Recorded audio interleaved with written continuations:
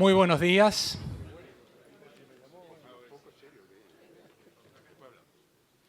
Vamos a dar inicio a esta reunión, que es una reunión muy especial por la presencia de los señores embajadores en este almuerzo. Vamos a proceder a la saluda de las banderas, independientemente que todavía nos faltan 2 embajadores que por el tráfico no han podido llegar. Vamos a saludar a la bandera argentina, al Reino de Marruecos, a la bandera de Portugal, al Reino de Arabia Saudita, al Reino de Bélgica, a la Unión Europea, a Sudáfrica, Reino de España, Suiza, Israel, Ucrania, Perú, Francia, la Ciudad Autónoma de Buenos Aires y la bandera rotaria.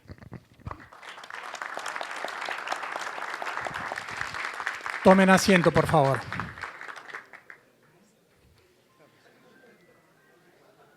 Independientemente que este es un día muy especial por la presencia de los embajadores, también lo es por el recambio de gobierno que nosotros hemos podido observar el domingo.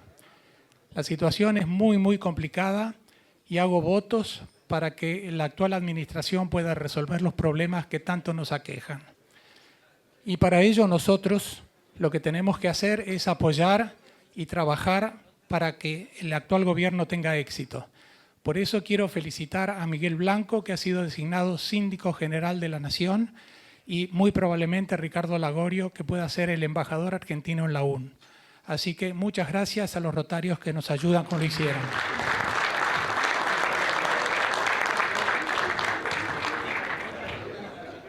Ahora el informe de secretaría.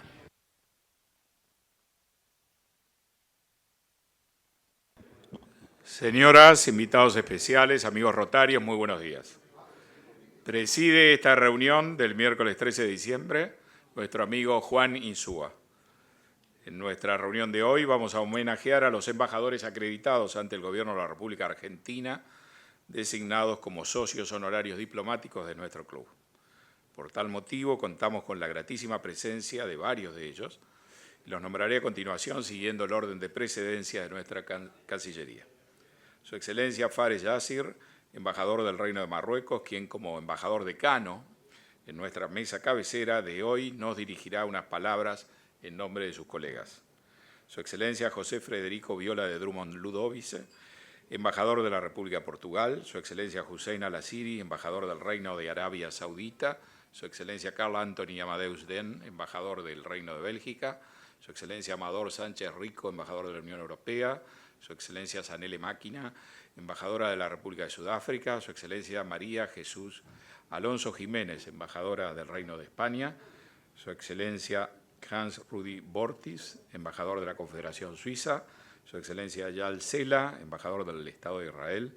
Su Excelencia Yuri Klimenko, embajador de Ucrania. Su Excelencia Carlos Alberto Chocano Burga, embajador de la República del Perú. Su Excelencia Romain Louis Nadal, embajador de la República de Francia, y Su Excelencia Fernando García Casas, cónsul del Reino de España. A todos ellos les damos una cordial bienvenida.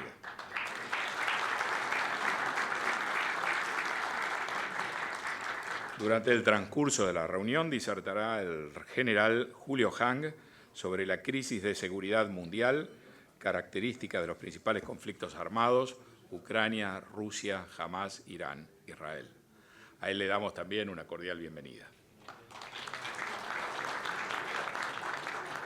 El orador será presentado y entrevistado por la periodista Clara Mariño, quien coordinará las preguntas que se le formulen.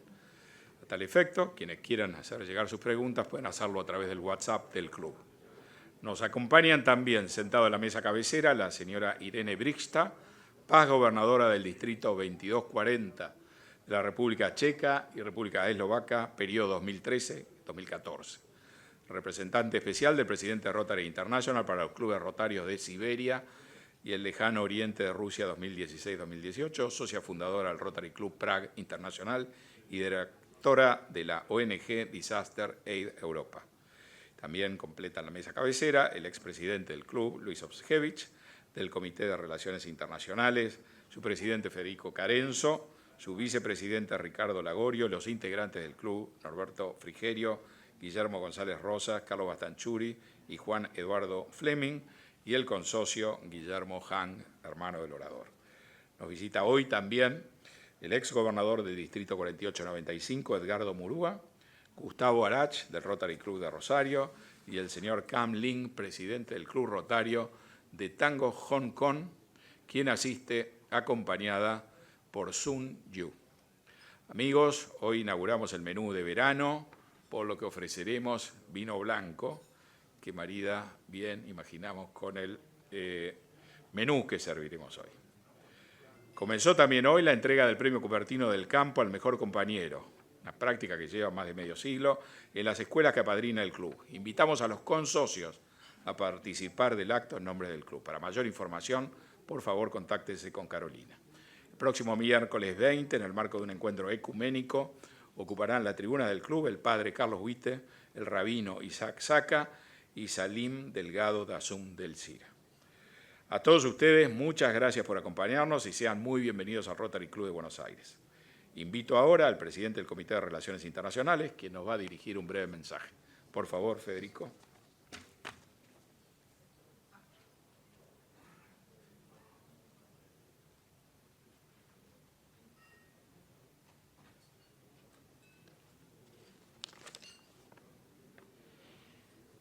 Señoras, invitados especiales, amigos rotarios, muy buenos días. Tomo la palabra como presidente del Comité de Relaciones Internacionales solo para decir gracias. Gracias a los socios honorarios diplomáticos que hoy nos acompañan y de esta manera nos permiten agasajarlos en un almuerzo dedicado especialmente a ellos y denominado el Rotary y los embajadores. Gracias al señor presidente de la Junta Directiva por la confianza dispensada al haber ratificado la continuidad del mandato de todos los integrantes del comité a mi cargo.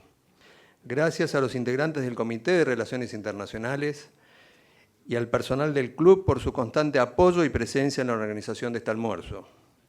Gracias al doctor Obsejevich por la idea de designar como socios honorarios a los jefes de misión acreditados ante la República Argentina, propuesta que fue continuada por todas las juntas que lo sucedieron.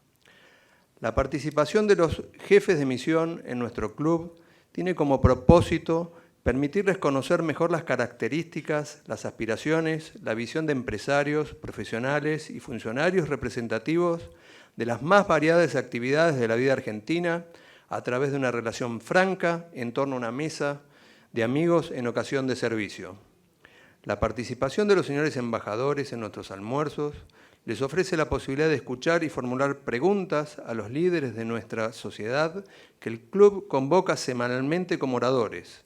Pretendemos que esa exposición a los problemas y visiones de nuestro país, planteados desde esta tribuna y en nuestras mesas, contribuya a que los jefes de misión puedan transmitir a sus respectivas capitales una visión enriquecida, actualizada y dinámica de la Argentina de hoy. Por otro lado, la participación de los embajadores nos permite a nosotros, los socios del Rotary Club de Buenos Aires, conocer mejor y de modo personal y directo sus culturas y sus visiones sobre el mundo que nos toca compartir. La presencia de los embajadores en nuestro club constituye un significativo apoyo para cumplir con nuestros objetivos. Nosotros podemos conectarnos y unirnos para impulsar un cambio verdadero y construir valor de manera tal de crear esperanza en el mundo y así dar cumplimiento al lema de Rotary Club International para el año 2023-2024. Distinguidos amigos, transitamos tiempos complejos y turbulentos. Más de 50 conflictos tienen lugar en nuestra amplia geografía universal. Guerras clásicas e híbridas, terrorismo, cambio climático e innovación tecnológica, a lo que se suma el novedoso desafío de la inteligencia artificial. En particular, quiero destacar una vez más que el Rotary Club de Buenos Aires condena la invasión de la Federación Rusa a la República de Ucrania y al atroz ataque terrorista de Hamás contra el Estado de Israel.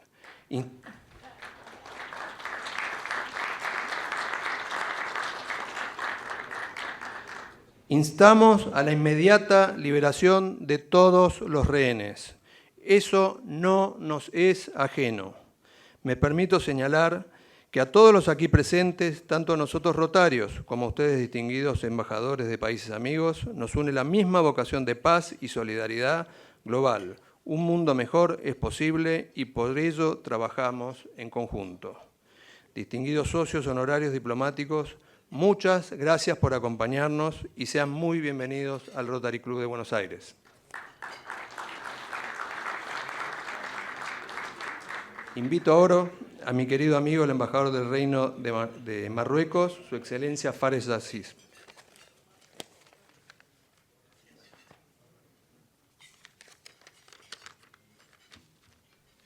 Señor presidente del Rotary Club de Buenos Aires, señores miembros de la Junta Directiva, queridos y queridas colegas aquí presentes, señoras y señores amigos, invitados especiales, muy buenas tardes. Permítanme expresar en nombre de mis colegas y en mío propio el debido agradecimiento por la invitación para compartir este almuerzo, que ya es una cita tradicional de fin de año, es también un encuentro de reafirmación de la amistad y confraternidad que no nos podemos perder. El agradecimiento es doble por perpetuar la tradición de designar a los embajadores como socios honorarios diplomáticos de esta prestigiosa institución que se fundó hace más de un siglo en esta gran ciudad y con un historial rico en obras de solidaridad y en actividades culturales y políticas. Por lo cual, felicitamos a Rotary Club por sus iniciativas constructivas, invitando a personalidades destacadas del mundo de la cultura, de la ciencia y con referentes políticos, pero también del mundo económico, empresarial y jurídico, con mucha influencia en la política nacional. El objetivo de Rotary Club es estimular y fomentar el bien común y el ideal de servir o de servicio como base de toda empresa digna en búsqueda del bienestar, la prosperidad y el desarrollo humano. Son valores y objetivos que nos unen y que cada uno de nosotros defiende desde su posición. Más aún en esta época de la transición política que vive Argentina con el nuevo gobierno al que deseamos mucha suerte. Y para finalizar, en nombre de mis colegas, les deseamos desde ya una feliz Navidad y un año nuevo 2024 lleno de paz y esperanza a los argentinos, para que los argentinos superen las consecuencias de la crisis y recuperen rápidamente la senda de la prosperidad que demanda la dignidad humana. Muchas gracias por su atención.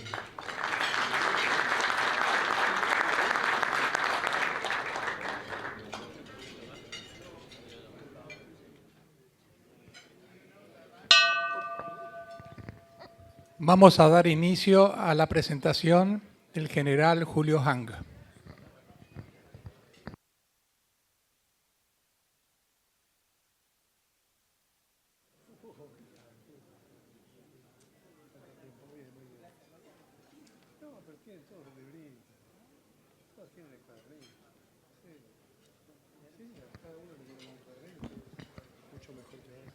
Bueno, el general Hang me dice, no me presente, todos tienen, ya saben, así que, bueno, voy a obviar este paso. Gracias, gracias. General Hang.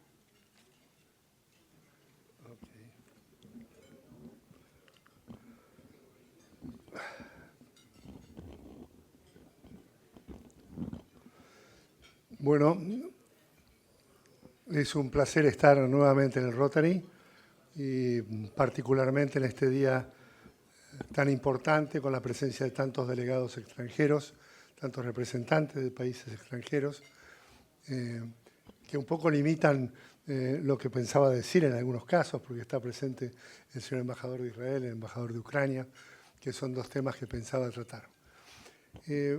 Por diversas razones, entre las más importantes, que los temas importantes para todos hoy son los económicos y no los internacionales, y porque algunos de estos temas ya son bastante tratados por la prensa y conocidos, voy a reducir bastante lo que tenía pensado exponer, dedicándome a algunas cosas que me parece que son interesantes de pensar cómo es la cantidad de conflictos en el mundo, las dificultades que el mundo organizado tiene para enfrentarlas con alguna valentía y con alguna solución, y lo que aparecen los riesgos, los que aparecen como riesgos de futuro en términos de la aparición de nuevos sistemas de armas.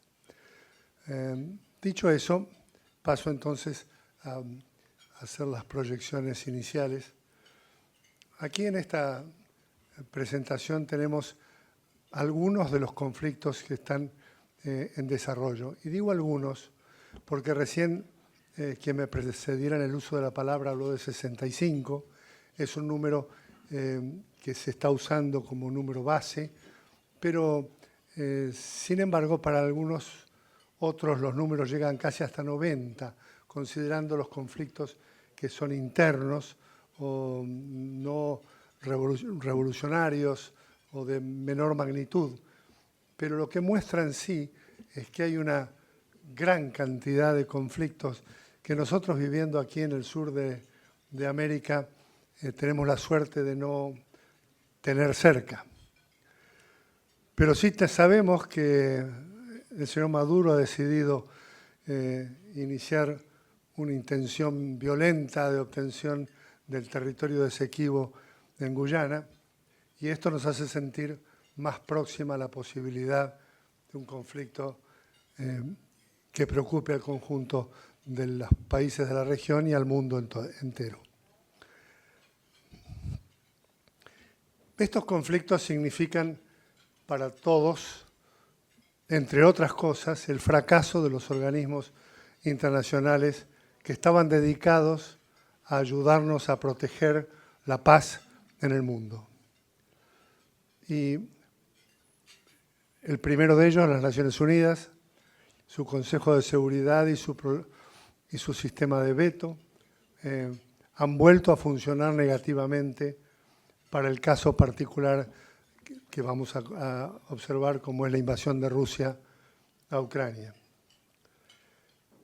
Y también han fracasado otros, los que miden la Convención del Mar o los que tienen que ver con la Corte Internacional de Justicia y su rechazo por alguna de las grandes potencias. En fin, ahí en realidad estamos enfrentando conflictos de este mundo con organismos que fueron creados hace bastante tiempo, después de la Segunda Guerra Mundial, y que en algunos casos han perdido la vitalidad y la capacidad de dar soluciones que se pensó que tenían al comienzo. Bloomberg sacó antes de ayer una gráfica del mundo poniendo los conflictos que imaginaba que eran importantes. Muy importante la distinción en África de la cantidad de conflictos, pero si atendemos a Bloomberg, el número se va cerca de los 80 y pico, es decir, mucho más de los 65 que hablamos antes. Y esto para un mundo de 193 estados, naciones, o 196, según quieran ustedes incluir otros, es un número demasiado importante como para no considerar que el mundo está viviendo una crisis de seguridad realmente llamativa. Además, porque estos conflictos, si tomáramos en cuenta las poblaciones que abarcan estos conflictos, nos veríamos que no tanto el número de 65 o 90 conflictos, sino la cantidad de personas en el mundo que se ven afectadas por el desarrollo de estos conflictos.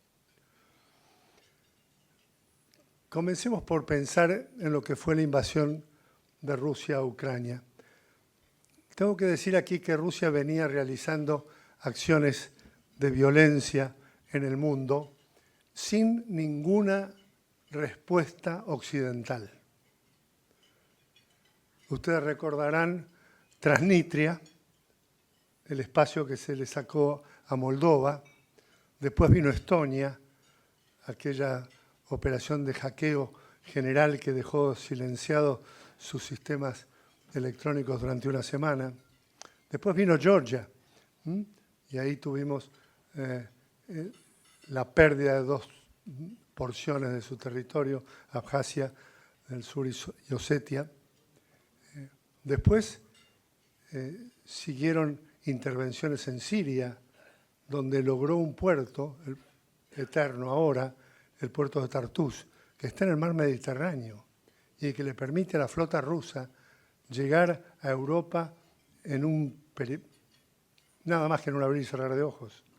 Pero eso no fue todo. Además de eso consiguió una pista de aviación de más de 3.500 metros, donde tiene hoy estacionados sus bombarderos Tupolev,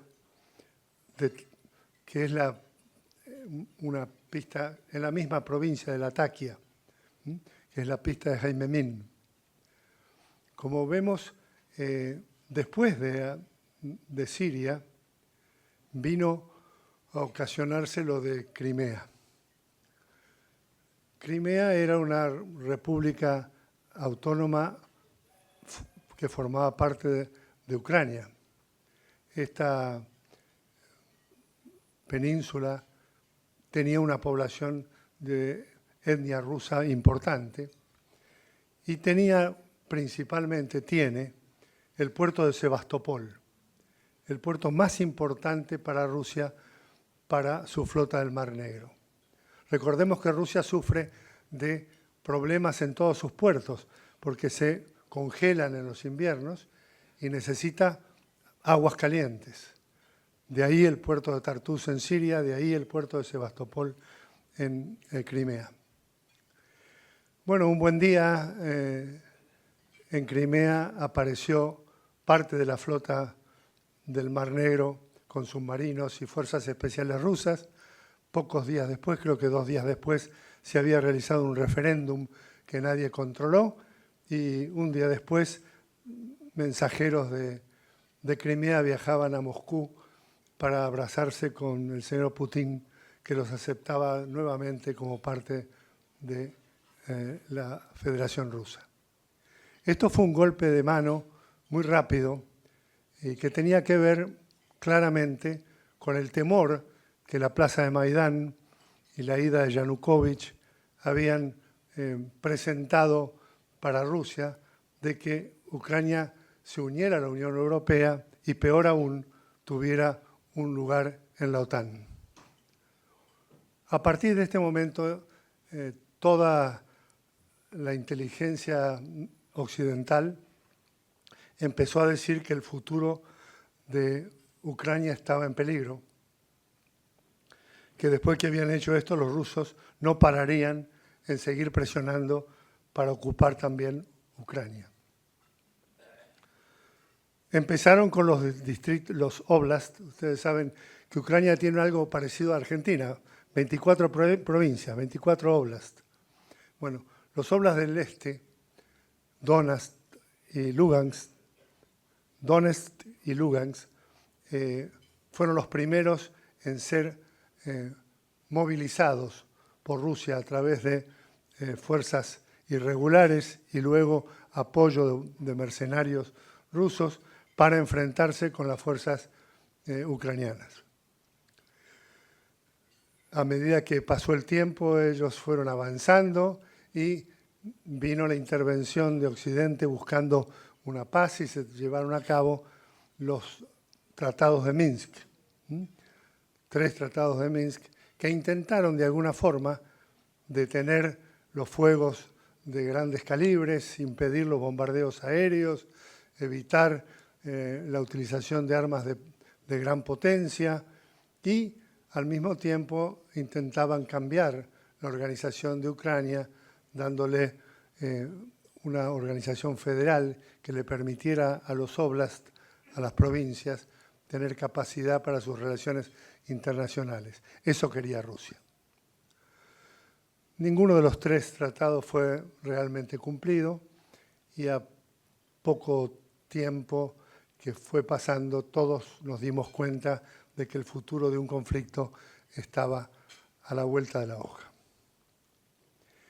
Ucrania se dio cuenta y empezó a realizar una tarea de modernización de sus Fuerzas Armadas, mandando batallones, del orden de batallones, alrededor de 80 y algo de hombres, a Europa a ser entrenados por los países de la OTAN y equipados por los países de la OTAN.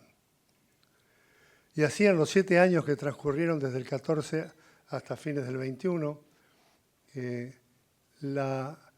Ucrania se fue preparando para una posible invasión rusa. Hicieron algo que nosotros los militares llamamos preparación territorial. Es decir, prepararon campos minados, prepararon también obstáculos y un montón de cosas que les permitieran defenderse en caso de la agresión rusa. Bueno, Rusia en estos años que pasaron del fin de la Guerra Fría hasta ahora, había descuidado su ejército, sus fuerzas terrestres y también sus fuerzas navales. Solamente había dado importancia a su fuerza aérea y a sus fuerzas nucleares. A fines del 21 decidió colocar cerca de 200.000 hombres en la frontera norte de Ucrania y los tuvo allí desde octubre más o menos del 21 hasta febrero del 22 cuando se inicia la invasión. Para cualquiera que haya estado en alguna organización militar, pasado el servicio militar, sabe lo que significa vivir en carpa. Vivir en carpa un mes deteriora sensiblemente las capacidades físicas y del equipamiento. 2 meses, mucho más. 3 meses, 4 meses. 4 meses y algo estuvieron las tropas rusas en la frontera norte de Ucrania, cuando se decidieron a la invasión el 24 de febrero del año 22. La opinión de los que analizaron esta invasión es que estaban totalmente convencidos de que iban a entrar prácticamente en un desfile hasta Kiev y que iban a ser recibidos con aplausos. Aparentemente, espías infiltrados en Ucrania les habían dicho que así iba a ser en razón de la cantidad de población étnica rusa que había en Ucrania. Bueno, gran sorpresa para ellos. Iniciaron el ataque desde el norte de Ucrania y desde Bielorrusia hacia Kiev.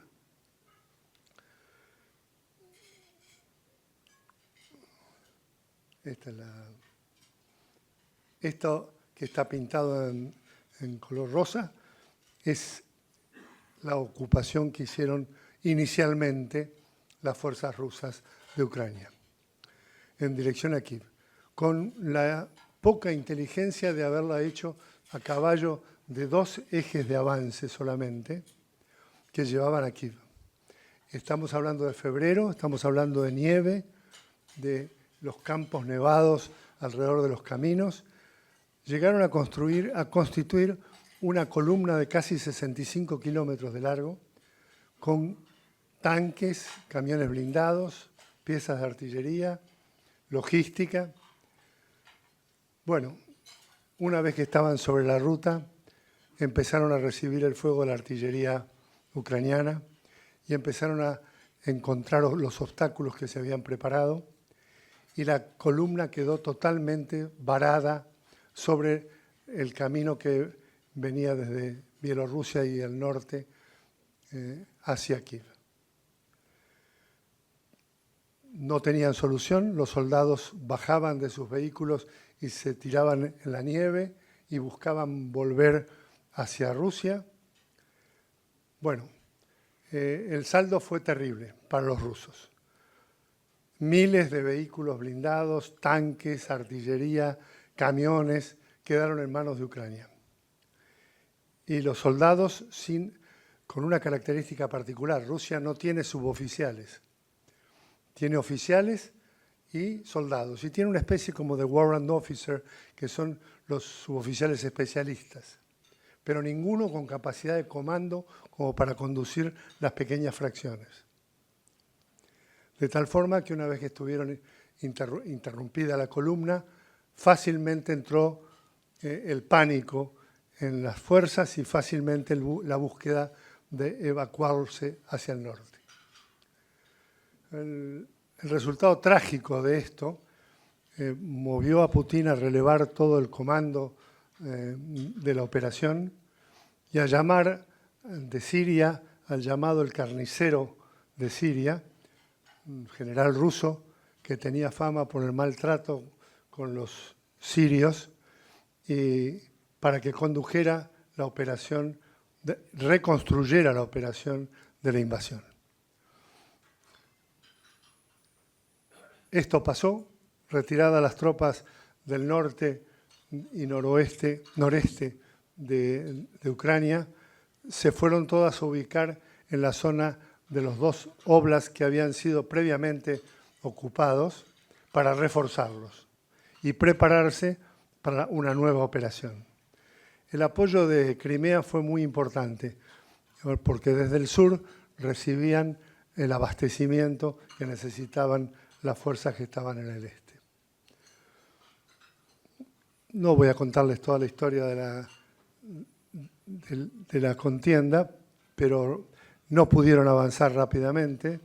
El frío, hasta que empezó a llegar la primavera, fue un obstáculo importante, y todo el territorio pintado de celeste fue recuperado por Ucrania. Son millones de kilómetros cuadrados recuperados por Ucrania, y que dejaba a Rusia en la posición del sur y del este. Durante todo el invierno, Rusia se dedicó a preparar trincheras y a preparar obstáculos para una acción blindada sobre los espacios que mantenía. Ucrania pidió a Occidente que le enviara tanques, además de artillería y además de otra gran cantidad de elementos que necesitaba. Los recibió parcialmente, los fue recibiendo de a poco, no todos en conjunto, no todos los países a los que se les pedía tenían lo que tenían.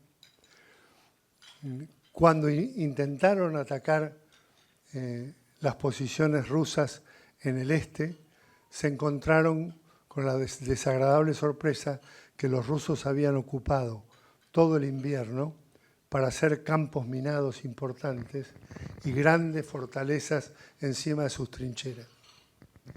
Y esto provocó que varias de las iniciativas de ofensiva ucranianas sobre el este y el sureste se vieran frenadas.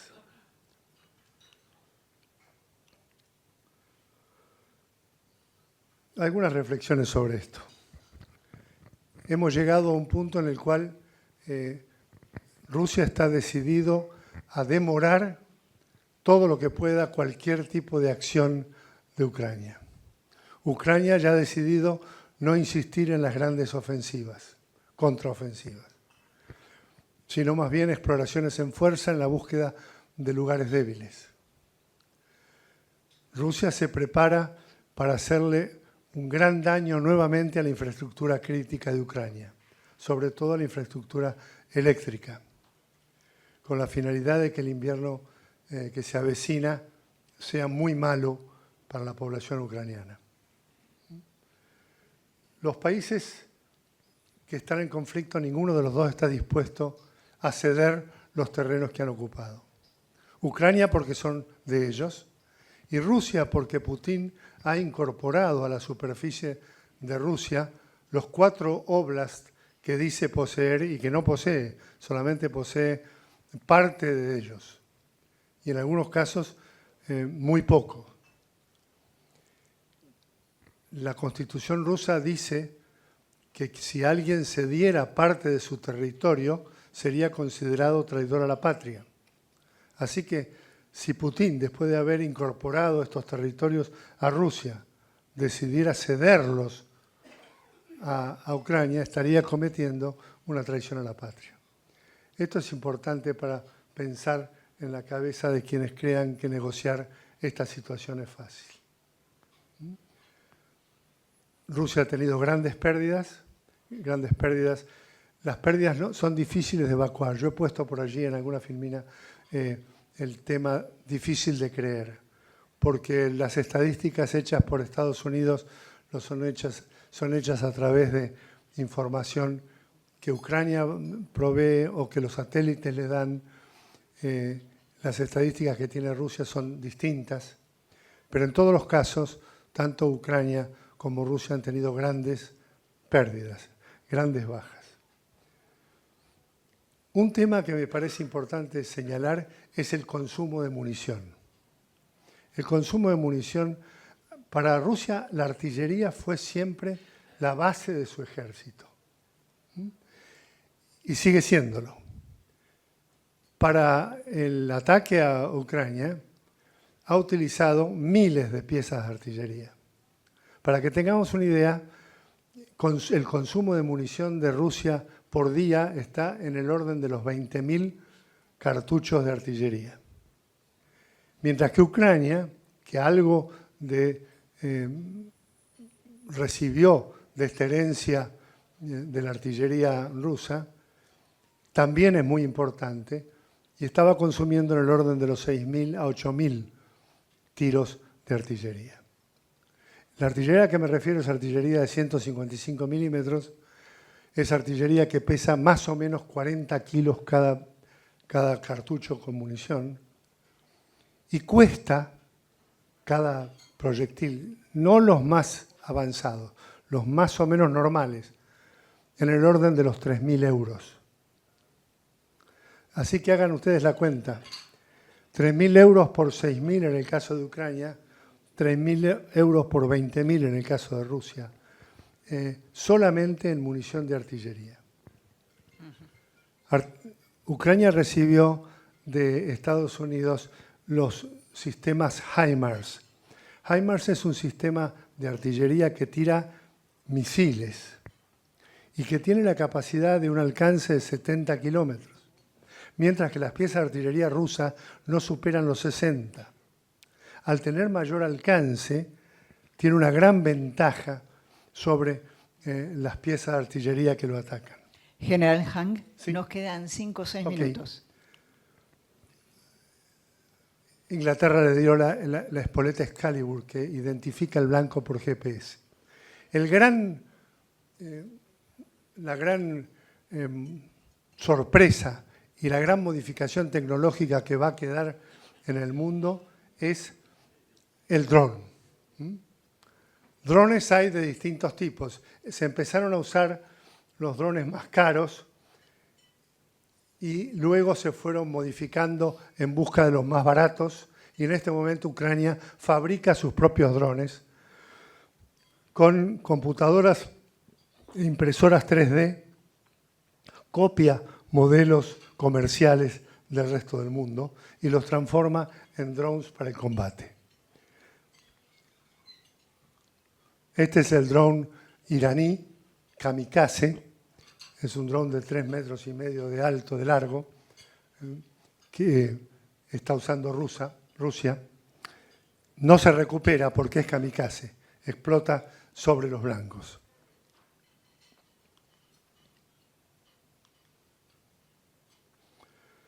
Como les decía, el futuro de la guerra se inclina hacia la robótica y la inteligencia artificial. Todo lo que vemos como drones está acompañado por robots. En la última exposición de armamento militar terrestre a la que yo concurrí en Washington en octubre, pude ver vehículos blindados a control remoto.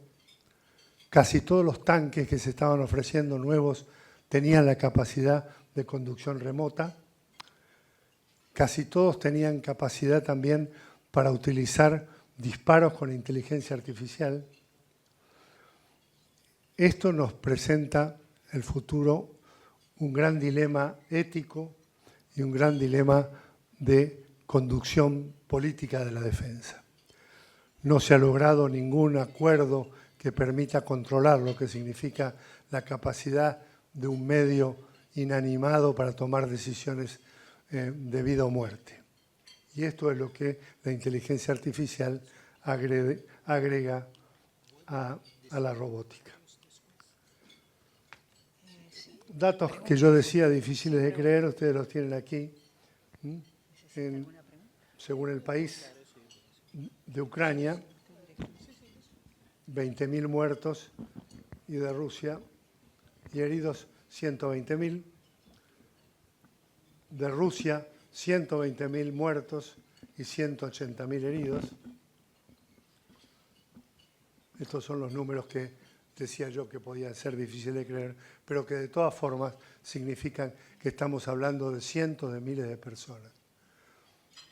Europa recibió más de 4 millones de ucranianos que están viviendo hoy en su territorio. Rusia tuvo desde el comienzo y todavía tiene superioridad en electrónica, en capacidad electrónica y de comunicaciones. Pero gracias al apoyo de Estados Unidos, Ucrania logró que Starlink les provea Internet y le permita subsistir con sus equipos de comunicaciones en el comando de sus fuerzas. En estos días, la empresa que provee la comunicación telefónica de Ucrania fue hackeada por Rusia. Y el sistema federal de impuestos ruso fue hackeado por Ucrania. No es lo mismo, pero más o menos. Aquí me detengo nuevamente y con esto terminamos. Desde el fin de la Guerra Fría, toda Europa y casi todo Occidente decidió tomarse una siesta estratégica, dependiendo de Estados Unidos, que iba a ser el que los iba a proteger ante cualquier amenaza o agresión.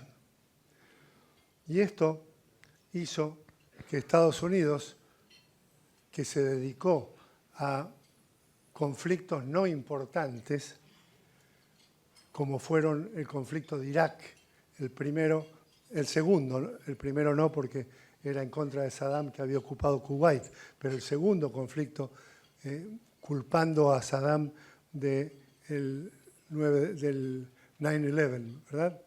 Del ataque sobre las torres, lo cual no era cierto, dicho por el mismo Colin Powell, le provocó una inversión militar muy grande. Después llegó a meterse en Siria y después en Afganistán. El cálculo grosero de los gastos de Estados Unidos en estos conflictos es del orden de los 10 trillones de dólares. Dinero que no pudo aplicar a modernizar su sistema nuclear, ni tampoco el naval, y tampoco el aéreo, que tenían todas necesidades de ser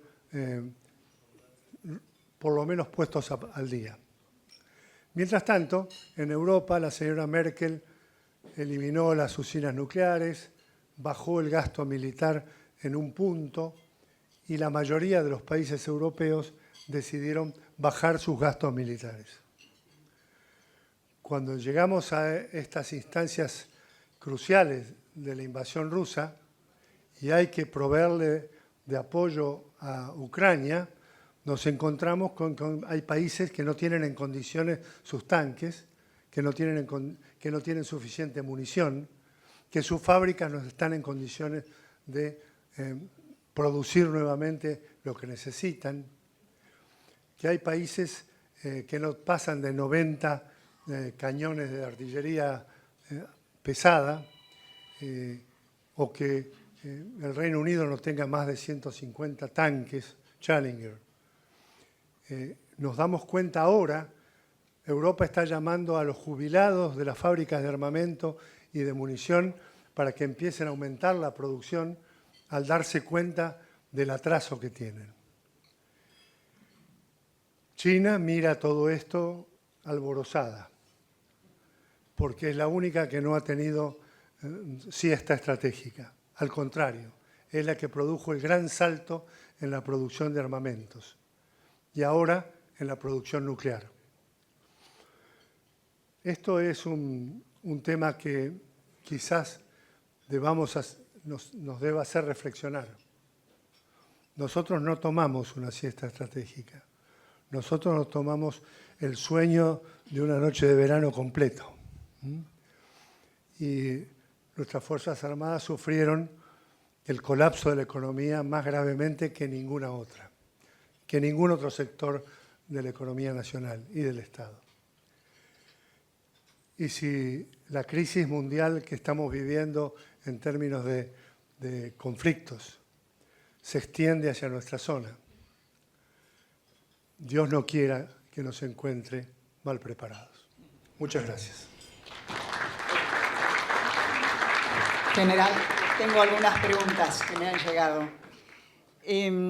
Por lo que usted ha señalado, el fin de la guerra entre Rusia y Ucrania estaría lejano y querría preguntarle, a partir de noticias que han salido hoy en los diarios, de la visita del presidente Zelensky en los Estados Unidos, que habría una cierta resistencia por parte de los republicanos en continuar con esa asistencia. La pregunta que le hago es referente a esto y cómo podría impactar en el futuro de esta guerra. Bien, desde el punto de vista político, Biden sigue apoyando firmemente a Ucrania. Eso está claro. El problema es que necesita el apoyo del Congreso para el paso de los paquetes económicos que le permitan ayudar. Y los republicanos están pidiéndole a Biden una ley que modifique la autorización migratoria para Estados Unidos. Es decir, que frene la posibilidad de migración, particularmente de Sudamérica y Centroamérica. Biden no quiere sacar una modificación a la ley migratoria y los republicanos se niegan a apoyar económicamente a Ucrania. ¿Puede esto modificarse? Sí. Biden puede todavía hacer como hizo con Israel, que le acaba de dar 106 millones de dólares y le acaba de mandar munición a Israel, que realmente mucho no necesita, pero creo que prefiere obtenerlo a través del Congreso. El problema es que la guerra en Ucrania va a ser prolongada. Y Ucrania tiene más necesidad que Rusia de que esto no sea así, de que termine rápido.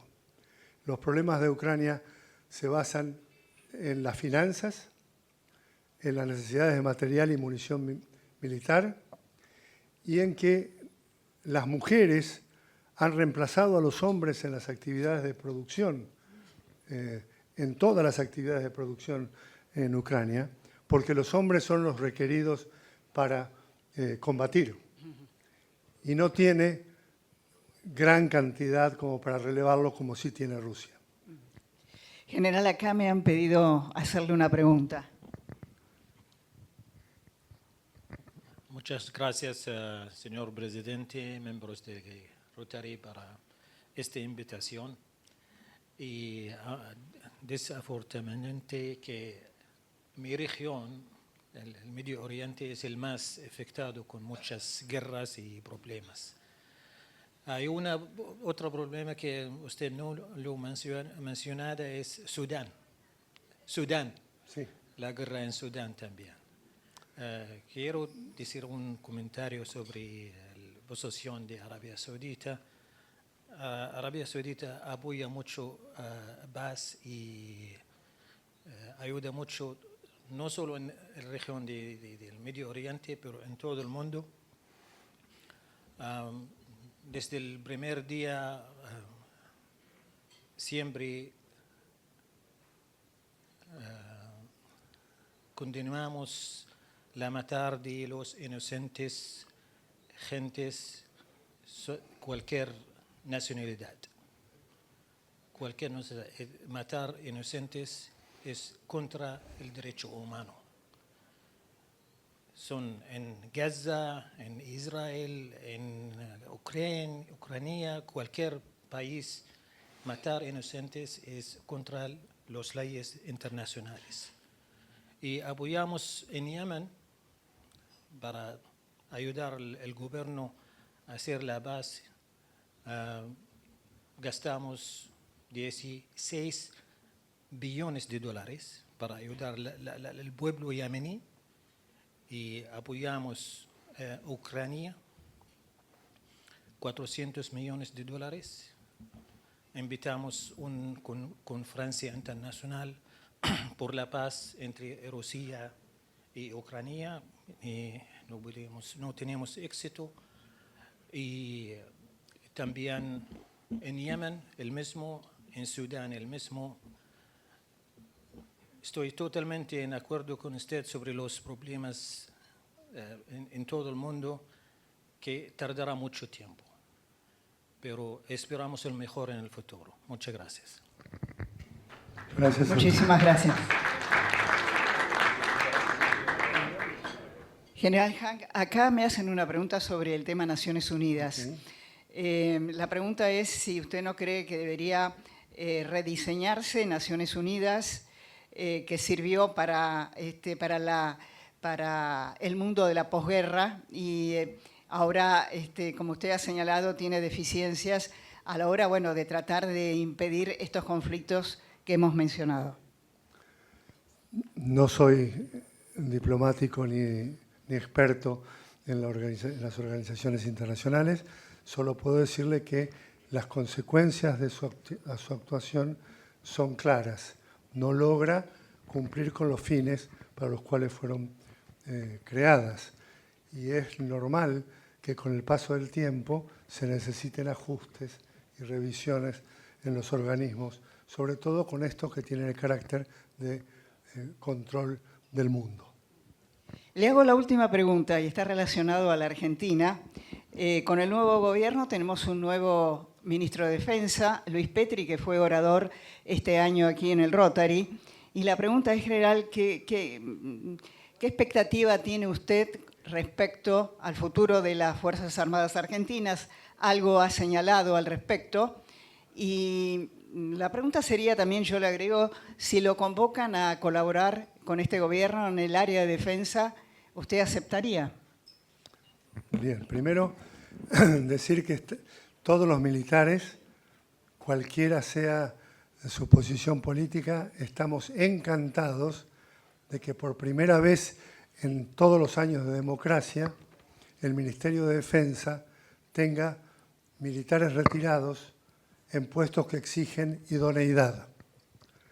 Nadie preguntó nunca si nos ponían un doctor en ciencia política a resolver la cuestión de armamento que había que comprar o de munición que había que comprar, sin saber nada, absolutamente nada.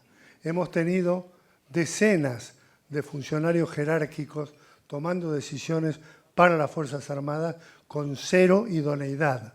Es más, los decretos en los que se nombraba se ponía que se hacía, se salvaba la exigencia de idoneidad que la Constitución pone para el ejercicio de puestos públicos. Esta vez el ministro Petri ha decidido convocar a personal retirado para puestos que son de idoneidad militar, con lo cual estamos muy satisfechos. Eso es una novedad. Y sí he estado en contacto con el ministro y sí colaboraría.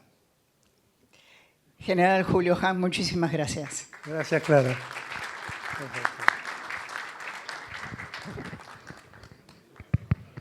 Antes de proponer un brindis, le vamos a entregar al general Hank un recuerdo de nuestro club, el libro del centenario.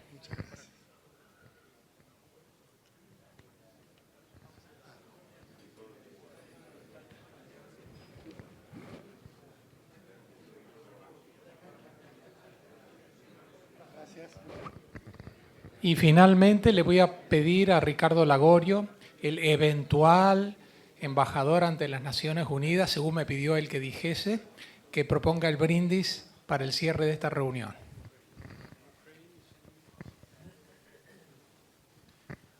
Bueno, muy brevemente, hoy es un almuerzo muy especial porque alrededor de esta mesa hay diplomáticos y rotarios. Empiezo por diplomáticos, discúlpenme, porque un muy brillante canciller argentino con aún más buen humor decía que el diplomático era la segunda profesión más antigua del mundo, con lo cual, perdón, hay un poco de seniority respecto de los rotarios. Pero más allá de eso, yo quisiera brindar, estando diplomáticos y rotarios, por algo que nos une, que es la paz. Brindemos por la paz. Salud.